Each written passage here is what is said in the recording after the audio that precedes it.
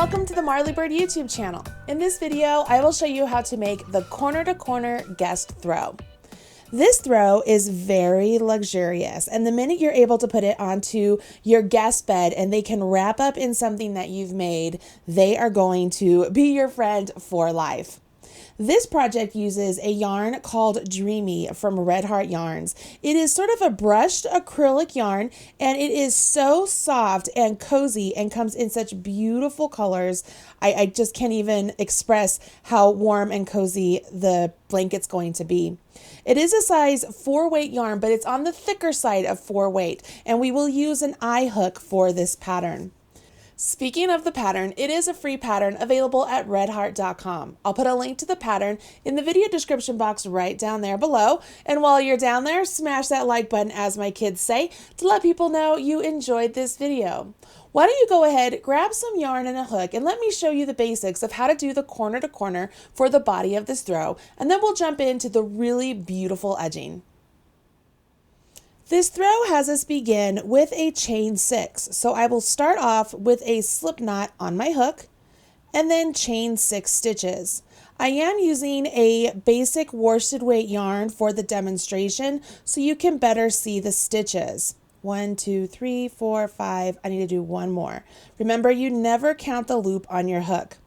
Once you've chained 6, you will do a double crochet in the 4th chain from hook. So you yarn over your hook, skip 1, 2, 3, and in the 4th one, you will work a double crochet. Then you do a double crochet in the next 2 chains.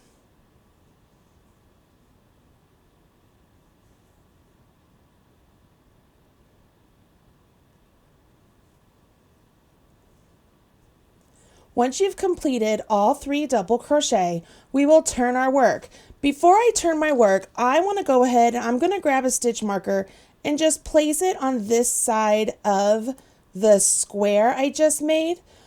The reason I add a stitch marker is because here at the start of the corner to corner, as you're turning your work back and forth, it's really easy to lose track of where you are. So if you have a stitch marker in place, you can always remember that when we're on this side, we are on the row 1 side, which would be a wrong side row. So as I turn my work here, I'm on the right side and I will chain 6. I will do a double crochet in the 4th chain from hook.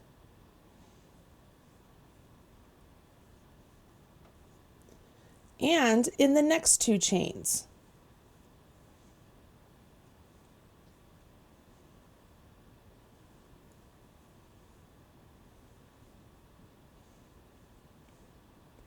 Once you've completed this square right here, we are then going to jump all the way over here to where these skipped stitches are. We're going to slip stitch into those skipped stitches, and then we will chain 3, and then place 3 double crochets all into this big space.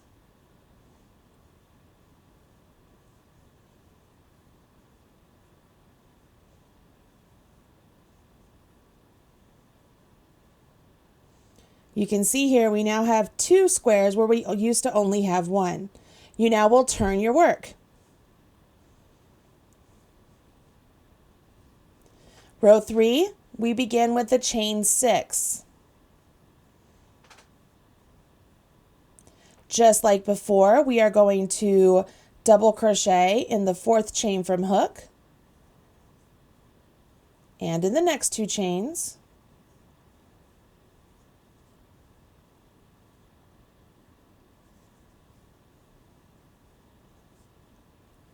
Then we will jump all the way over here to where this chain 3 is. We will join with a slip stitch into that chain 3 space, and then we chain 3, and then work 3 double crochets into that same space.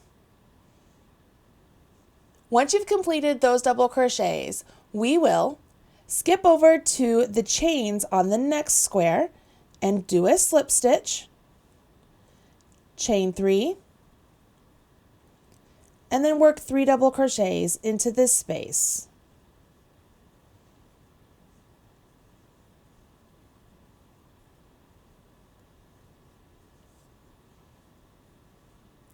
You can see now I have 3 squares where before I only had 2. Every time we turn our work and begin with that chain 6, we are increasing the number of squares we have on our blanket by 1. We are working on the diagonal for this blanket. That's why it's called corner to corner. So as I turn my work for row 4, I am doing a repeat of row 3, which is chain 6, double crochet in the 4th chain from hook, and in the next 2 chains,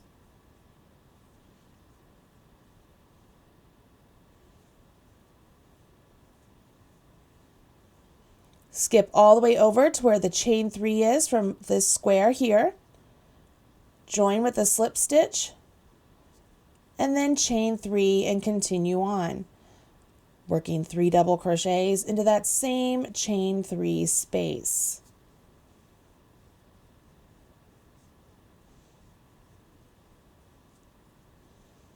Go to the next square, join with a slip stitch, chain 3, and then 3 double crochet in that chain 3 space.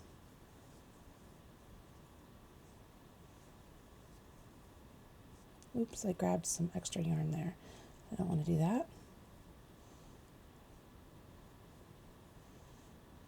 Go to the last chain 3, join with a slip stitch, chain 3, and then 3 double crochets into that chain 3 space.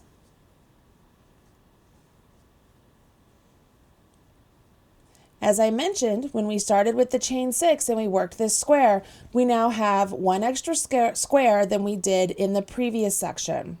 You continue with row 3 until you have 45 blocks. That'll be 45 rows. Once we get to row 46, we are then going to change the way we construct these blocks, so that way we change the direction of our blanket. Okay, so obviously I'm not on row 46, I'm on row 6, but we can follow along with the instructions and show on this small little sample. I've also changed colors so you can better see how these stitches are going to be worked as opposed to the ones that were in yellow. Row 46 has us begin with a chain 6. We will double crochet in the 4th chain from hook, just like we've been doing all along, and in the next 2 chains.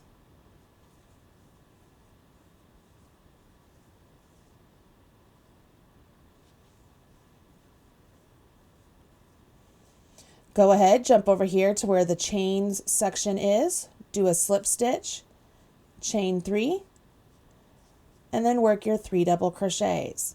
We're going to do this all the way down to the last square or the last block.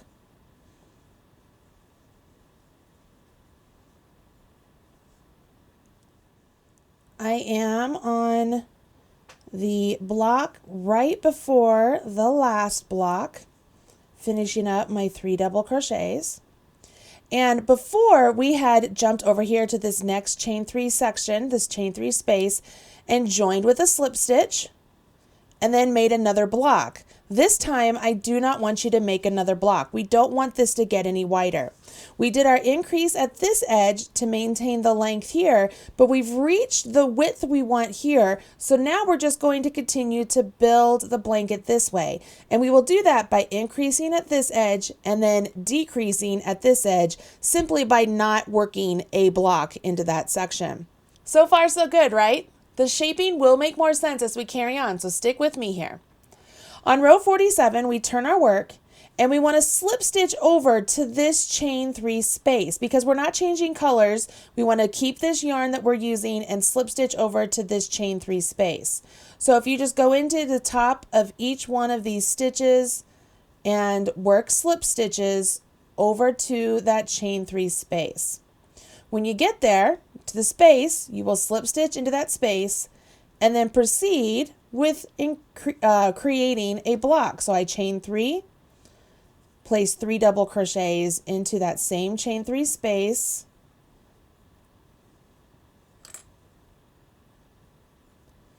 and then so on and so forth. I'm going to do this all the way over to the last block. I am finishing up the block before my last blocks. This is where I was last time. And what makes this row different than the previous is that we are going to complete our last block on this final one. We aren't just going to join with the slip stitch. We're going to go ahead and work a block.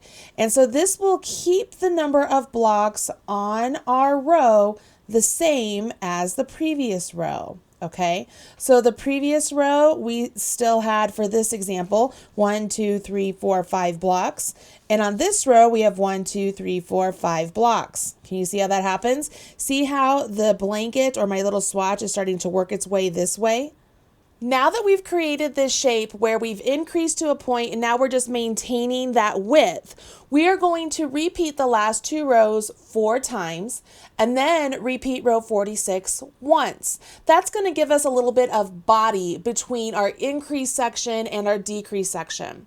Once you've completed row 46 once, you then will begin decreasing all of the blocks one by one until you get down to the opposite corner. Get it? Corner to corner.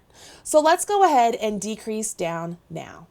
Once again, I'm working on a smaller swatch, so I'm not going to have as many rows as you will have, but I'm at the point in the pattern where it's time to turn, and this would be like I'm working a row 57. I have changed colors once again so you can better see the stitches I'm creating in this section. So when I turn my work, just like before, we're supposed to slip stitch up to this chain 3 space. Now remember, my slip stitches are going to show because I have a different color, but if you're using the same color, your slip stitches will not show. Once you get up to the chain 3 space, you will simply slip stitch into that chain 3 space and then work your blocks just like you've been doing all along by working the chain 3 and then 3 double crochets into that chain 3 space. Go to the next block and do the same thing. We're going to do this all the way to the last block. I am to the block just before my last block. This is where I brought you back the last couple times as well. And I'm finishing this one up into the chain 3 space. And just like before, into this chain 3 space of the last block, I'm going to join with the slip stitch, but I'm not going to continue. I'm going to leave that. So at this point, what I've done is I've slipped over to start my blocks right here, which means I have decreased my blocks by 1. Before I had 1, 2, 3, 4, 5. Now I have 1, 2, 3, 4. Simply by slipping over, I no longer have increased out here. And by not finishing this up here, I'm not increasing out here. Can you see how that's working up? So this would be just like row 57. You repeat row 57 until you get down to 2 blocks. Very simple. You'll slip stitch up to the chain 3 space, work your blocks to the last block, and then join with the slip stitch. And you'll do that till you get down to 2 blocks. Once you get down to 2 blocks, we finish it up. Let's see how that looks. I am down to just 2 blocks and I'm ready to work row 100. So I would turn my work, slip stitch over to that last chain 3 space over here, just like I've been doing all along. I will chain 3, work this block,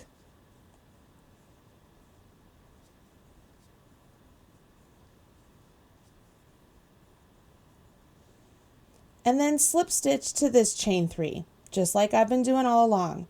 Now I can go ahead and fasten off. So I like to chain 1 and then I cut my yarn, leaving at least 4 to 6 inches. You want to make sure you have enough tail to weave in securely because you don't want your piece falling apart, okay? So always give yourself a little bit extra tail. It's always better to have more tail than not enough. Once you've cut your yarn, go ahead and give that a pull. And your blanket should look a little something like this. Obviously, it'll be much larger, but you can see how this is worked up. We increased to the point that we wanted it width-wise. Then we went straight up, maintaining the same number of squares. And then we decreased down to the opposite corner. That's why it's called corner to corner. The corner to corner technique is a favorite amongst crocheters. You can take the information you've learned in this video and create beautiful blankets. You can even change up this pattern and instead of using the solid colors of Dreamy, use Dreamy stripes and get something completely different. It'll look like you have taken a lot of time to change colors throughout your project, but it's really the yarn that has done all the work for you. Once you've completed the blanket, it's time to work on the border, and it's really not that difficult. You're going to single crochet around the entire blanket, and lucky for you, the designer has given you specific instructions on where you're supposed to place each single crochet around the blanket. I will tell you that on each side of the blanket, you should have a stitch multiple of 8 plus 5, including 1 stitch at each corner. You'll notice once you get all of the single crochets completed on the first round of the border, you have 141 single crochets along each of the long edges and 109 single crochets along each of the short edges, plus 1 stitch at each corner. You need that stitch multiple in order for the rest of the border instructions to work out. The stitch pattern that we're going to be looking at today uses the 8 stitches as the multiple plus 5 in order to go around the entire blanket. The reason I'm saying this is if you're working along with the instructions, placing the stitches where you think they're supposed to be placed, but you're coming up 1 or 2 stitches short or 1 or 2 stitches too many, it doesn't really matter where you're placing those single crochets at the end of the day. It matters more that you have the right stitch count. So don't rip out your entire work and think, oh, I have to redo this whole side to get the right stitch count. Just fudge it a little bit. Go ahead and add a stitch here or delete a stitch there to make sure you get to the correct stitch counts. Once you have those correct stitch counts, you're ready to move on to round 2 of the border, which is where it really gets interesting. Now, this border has a lot of words, and you guys know I like a lot of words, but I also find them very difficult to follow along with. So what I want to do is I want to take a look at the actual sample blanket and talk through the border instructions and show you how it looks on the sample blanket. That way we're sure to see all of the stitches as they're supposed to be made and where they're supposed to be made. So let's go ahead and take a look at this sample border and talk through it. All right, so let's get started. Once you've worked your full round of single crochets, you actually end at this point right here. I've placed a marker here to indicate like that's where the start of my round is. So this is where we're gonna go. We will slip stitch over 3 single crochets.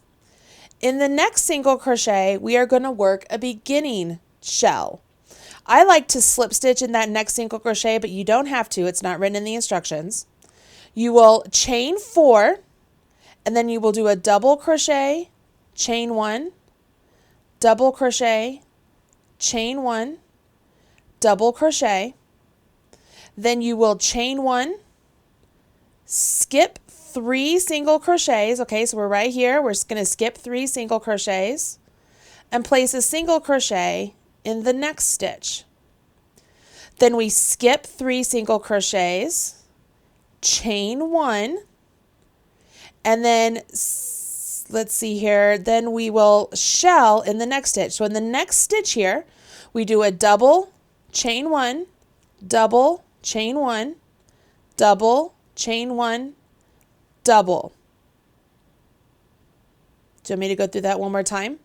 So what we did after we did our single, we did a chain 1, skip 3, and then in the next one, we do a shell.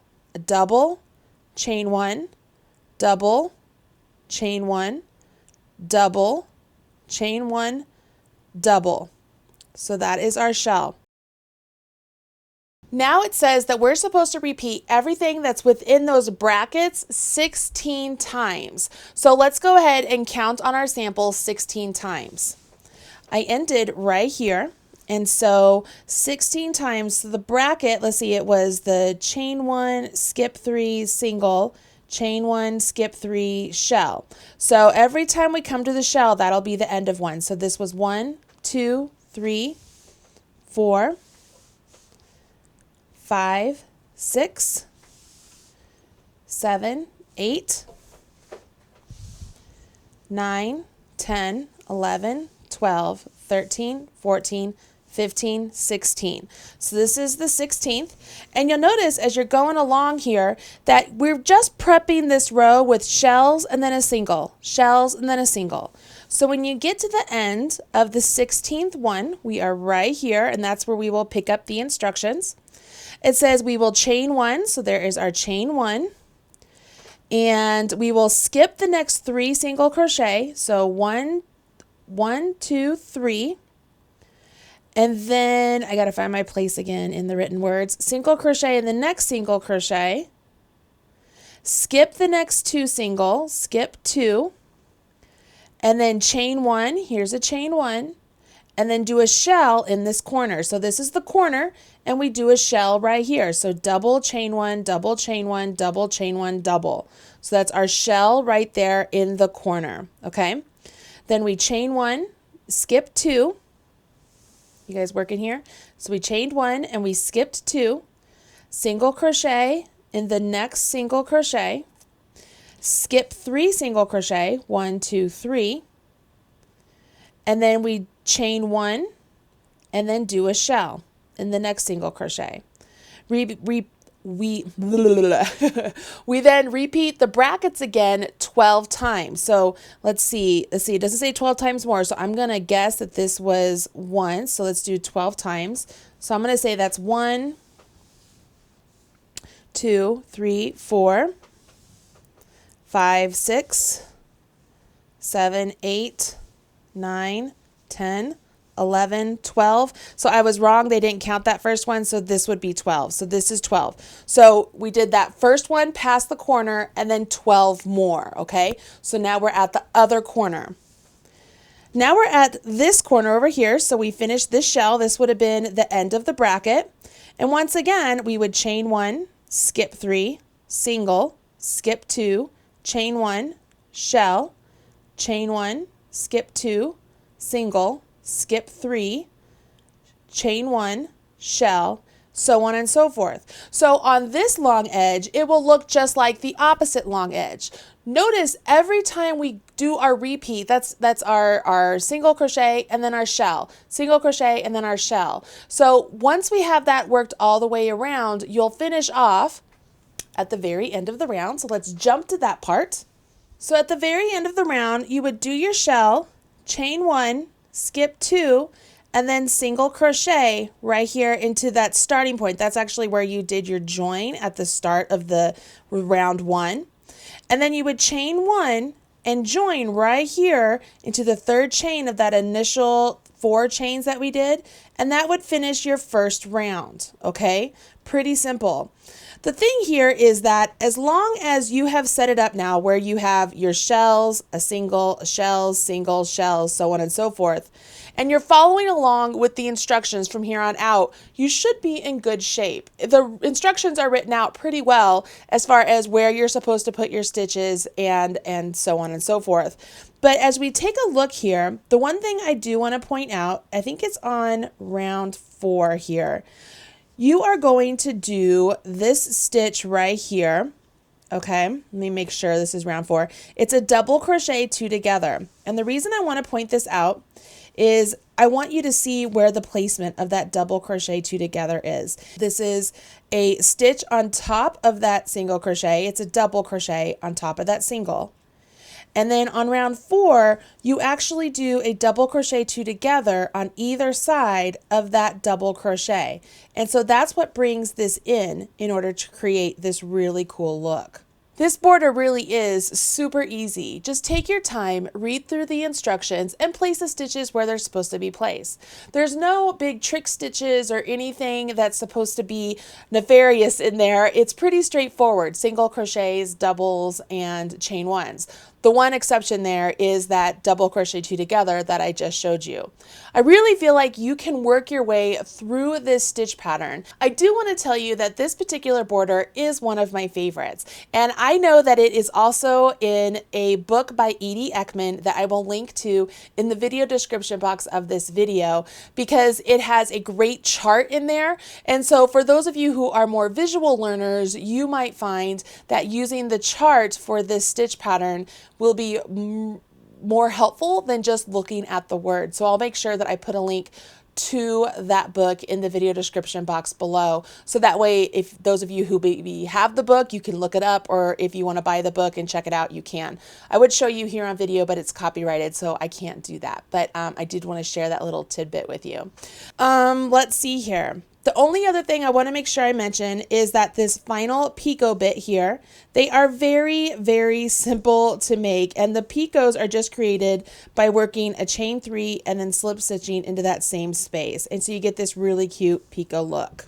This blanket is a wonderful throw to include in your guest room. And if you really love the guest, you'll offer it to them as a parting gift. That way they can remember the wonderful time they had with you while they are at their own home. I hope you enjoyed this video and found it helpful as you tackle this corner to corner guest throw. If you have any questions, please go ahead and leave them in the comment section below this video. Or if you make this pattern, please hashtag me, Marley Bird, on social media, and I'll make sure to come and smash your like button. I hope you guys are having a great day, and I'll talk to you again soon. Bye. Hey, thanks for joining me today on the channel. If you want more videos just like that one, check out some of these other videos that I've already handpicked for you. And don't forget to hit subscribe so that way you're up to date whenever I release a new video. And don't forget, smash that like button, as my kids say. Bye guys.